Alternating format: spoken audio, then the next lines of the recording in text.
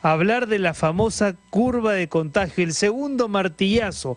¿Cómo hacemos para aplanar la curva de contagio del COVID-19, Mabel? A ver, parece que el presidente está algo, digamos, dentro de los márgenes, está satisfecho con cómo va esa curva, pero yo pienso que mejor deberíamos hablar con el especialista, el doctor Enrique Gosser, que es epidemiólogo, profesor de la Universidad Cayetano Heredia, y qué bueno que sea profesor, porque nos va a explicar con precisión, de manera muy gráfica, también ex jefe del Instituto Nacional de Salud, nos va a explicar de manera gráfica para que todos podamos entender de qué se trata esa curva de contagios del COVID-19. Doctor Gosser, muy buenos días, muy buenas tardes.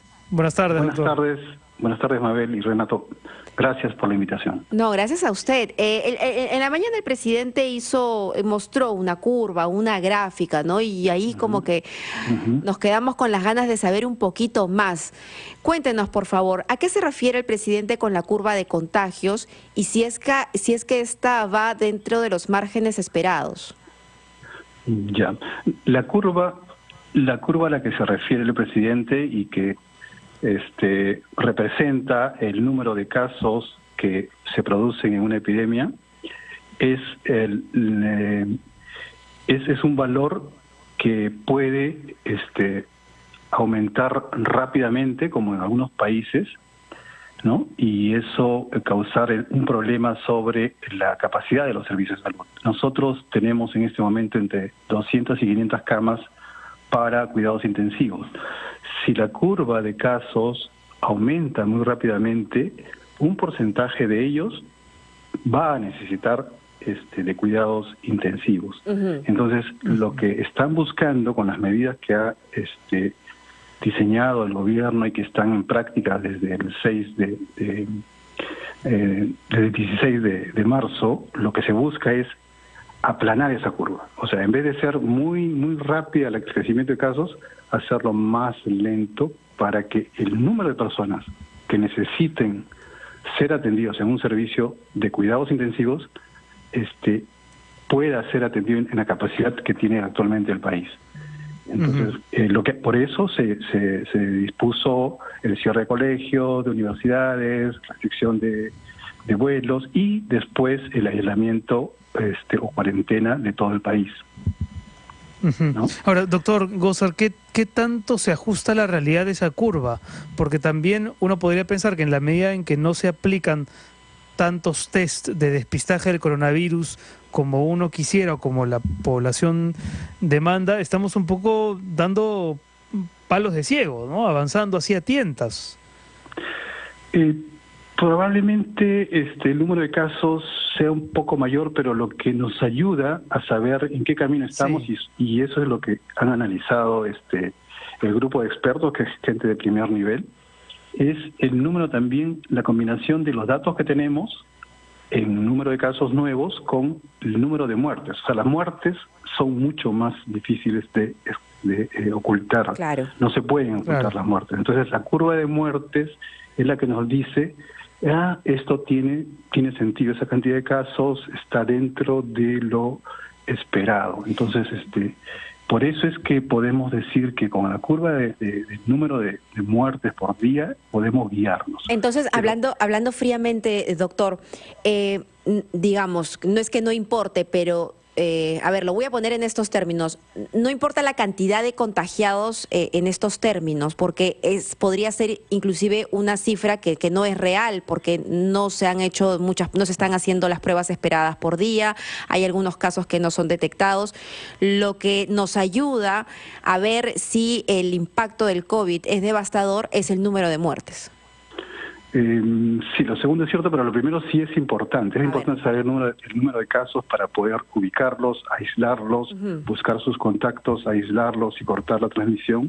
Pero en este momento, para saber si las cosas se están yendo de las manos, nos ayudaría a ver, como usted dice, como usted lo menciona, el número de casos de muerte. Entonces, eso está dentro de lo esperado, pero lo que han decidido, ¿no?, este grupo de expertos, lo que han planteado y lo que ha aceptado el gobierno es darle un impulso más a ese esfuerzo que estamos haciendo todos, más de 2 semanas encerrados en nuestras casas, y eso es la medida esta de restringir la salida a 6 días por semana y separarlo entre varones y mujeres para facilitar el control. ¿Eso qué hace? Lo que hace es reduce la posibilidad de que un virus salte de una persona a otra. Recordemos que el virus vive dentro de nosotros. Nosotros somos su hotel, somos su hogar, ahí se replican. Sí, pues. Su hospedaje, se replican, se multiplican y una vez que nos hacen mucho daño pasan a otra persona. Esa persona tiene que estar a 1 metro de distancia o tiene que haber tocado un objeto que ha sido contaminado por alguien infectado. Entonces no hay otra manera para el virus de moverse. Por eso es que estamos encerrados.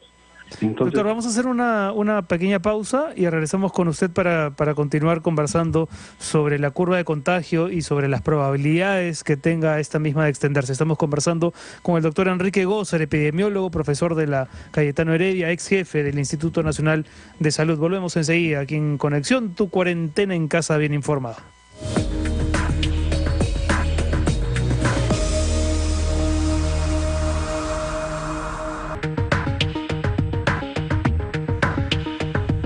Seis de la tarde con 35 minutos. Estamos conversando con el doctor Ernesto Gosser, epidemiólogo, profesor de la Universidad Cayetano Heredia, ex jefe del Instituto Nacional de Salud.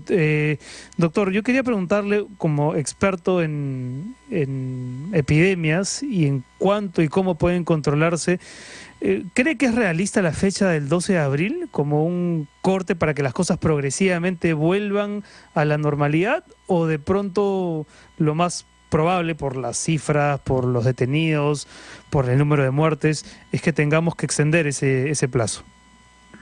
Es muy difícil en este momento estimar cuándo se va a levantar la cuarentena. Sin embargo, ¿En 10 días? ¿En 10 días? En 10 días vamos a tener datos como para poder analizar y tomar otra decisión. Como ustedes han notado, en todo este desarrollo de la epidemia, sobre todo en el último mes y medio, las decisiones han tenido a nivel internacional y nacional se han ido cambiando y ajustando cada sobre día. la marcha, es verdad. Sobre la marcha. El director de la OMS dice que estamos en un territorio inexplorado y es muy bueno que el gobierno y el presidente en particular se apoyen en la ciencia para iluminar ese territorio inexplorado y puedan tomar decisiones que se van ajustando. Entonces, a la medida que transcurre el tiempo, vamos a poder tener mejores elementos para decir se puede levantar y con qué medidas. Probablemente no se levante la cuarentena y todos vamos a volver al colegio, a la universidad, a todos los empleos. Probablemente algunas cosas algunos empleos puedan abrirse, pero otros no. Probablemente los colegios tengan que posponerse. De hecho, ya se puso una fecha en mayo. Es probable que el 11 de abril se decida y se saquen conclusiones, un día antes. Porque lo que queremos es evitar que la gente se encuentre y se intercambien los virus y tengamos que esperar más tiempo. Nos ha costado demasiado, 4 semanas es mucho, por eso que han tomado esta medida de darle, como dicen gráficamente el presidente, un segundo martillazo. Un segundo martillazo significa hacer un poco más estricta la medida, de tal manera que haya menos gente en la calle. Con menos gente en la calle, menos probabilidades de que haya contagio. Doctor, ¿se va a producir o no? No sé. En la primera parte de la cuarentena, en los primeros 15 días, lo que veíamos era probablemente los casos que se habían contagiado antes de que la cuarentena se haya implementado. En esta segunda etapa, lo que estamos viendo es los contagios durante la primera cuarentena. ¿Es más o menos así? Lo que ha ocurrido con este virus es que produce una alta proporción de casos con síntomas leves y asintomáticos. Entonces, esos casos se han ido produciendo también después de la cuarentena y algunos se han ido manifestando y contagiando a personas hasta que ha llegado a un número significativo como para tener síntomas más visibles, de leves a moderados. Entonces, es el acúmulo de los casos que vienen de antes de la cuarentena y que han seguido contagiando sin que nos demos cuenta. Hay que tener en cuenta eso. Hay casos que no tienen síntomas o síntomas muy leves. Y al tener yo síntomas muy leves, no me doy cuenta. Acuérdense que estando a 1 metro de distancia, las gotas de saliva son suficientes como para llegar de una persona infectada a una persona susceptible, que somos en este caso todos, y contagiarla. Entonces, es una segunda oleada, ¿no? Los primeros eran los que estaban contagiados, los que habíamos identificado que venían del extranjero, tenían un nexo epidemiológico, pero después se han contagiado personas que no saben que tienen la enfermedad. Ahora, esto va a seguir, ¿verdad, doctor? Es decir, incluso aún cuando se levante la cuarentena, van a seguir reportándose casos de coronavirus de aquí a un buen tiempo, probablemente hasta que la vacuna se encuentre, tanto así. ¿Cuál cree usted que va a ser la proyección más allá de los plazos que localmente nos estamos poniendo? En otras epidemias, en otras pandemias tan grandes como esta, que no todas son iguales, lo que se han visto es que se producen lo que se llaman oleadas. Esa sería una primera oleada. Entonces, si logramos detenerla, va a haber casos, van a continuar los casos durante algún tiempo, pero van a bajar más como para poder manejarlos médicamente, y luego van a volver a subir. Vamos a tener esta situación durante un tiempo hasta que se encuentre la vacuna, y también se están acelerando los ensayos clínicos. Nuestro país ya empezó también a realizar ensayos clínicos, este ensayo Solidaridad que está dirigiendo la OMS, para encontrar medicamentos que puedan atenuar, controlar la enfermedad. Pero lo esencial es el aislamiento social. Nuestra vida ha cambiado y uno de los cambios importantes es el distanciamiento social. El más, digamos, estricto que tenemos ahora es quedarnos en casa, y tenemos que mantenerlo hasta que se den el permiso para poder salir. Pero luego vamos a tener que estar a 1 metro por lo menos de distancia de otras personas, vamos a tener que evitar los saludos que teníamos antes, ya no vamos a poder saludar cortando la mano, dando besos, abrazos. Cambió todo. Esto ha cambiado, el mundo ha cambiado, el virus nos ha traído una nueva realidad, ¿no? Sí, muy bien, doctor. Yo lo escucho y siento mucha tristeza, pero es así. Yo solamente quería compartir con ustedes una cifra. La Universidad Johns Hopkins tiene un centro de monitoreo del coronavirus, y al momento que estamos hablando ya hay 1.011.490 personas contagiadas, infectadas con el COVID-19. Estamos hablando de 1.011.490 personas en todo el mundo. Y lo que pretendemos es evitar que siga aumentando, por lo menos en nuestro país. Y entiendo por lo que dice el doctor Gosser, que estos días son claves, que tenemos que hacer que el sacrificio valga la pena. Y otra cosa importante, disculpen que agregue esto, es el esfuerzo. No solamente debe ser nacional, también debe ser regional y global, porque si nosotros logramos contener el virus acá, supongamos que lo hacemos, ¿qué pasa con los países vecinos? No voy a nombrar, pero ¿qué pasa con los países de otros continentes? El esfuerzo que se tiene que hacer para controlar esta epidemia es global, y la salida, digamos, de mayor efecto es la vacuna que todos estamos esperando, y que lamentablemente no puede llegar antes de un año y medio, ¿no? Entonces vamos a tener que convivir con esta pandemia, manejarla.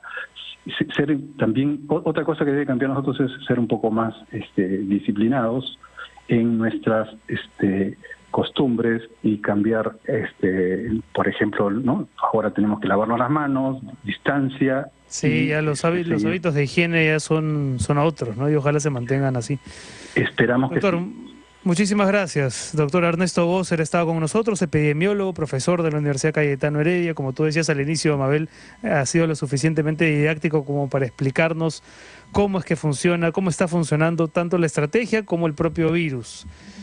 Y sobre lo que tú decías, las cifras mundiales. Bueno, hoy en España te cuento que la noticia trágica es que se ha superado la barrera de las 10.000 muertes. Ya a esta hora van 10.348 muertes, y aún cuando el gobierno señala que se ha venido conteniendo un poco el avance del virus porque se ha entrado a una segunda etapa de ralentización, de todas maneras existe la sensación de que van a pasar muchos días. Hoy me dieron una noticia, más que una noticia, una especulación. A ver. Que quizás las guarderías, ojo, vuelvan a estar